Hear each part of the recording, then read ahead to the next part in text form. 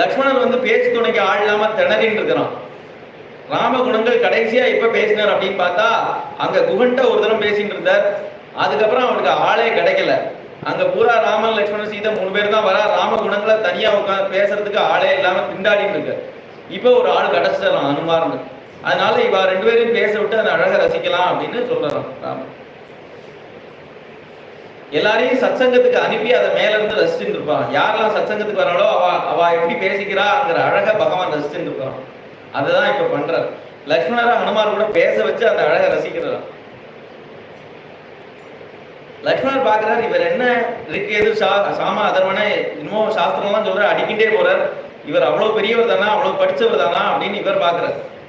அவ்வளவும் படிச்சிருக்கட்டும், அவ்வளவு சாஸ்திரமும் தெரியட்டும், அதுக்கெல்லாம் ஒரே பிரயோஜனம் எங்க அண்ணாவை தெரிஞ்சிருக்கிறது.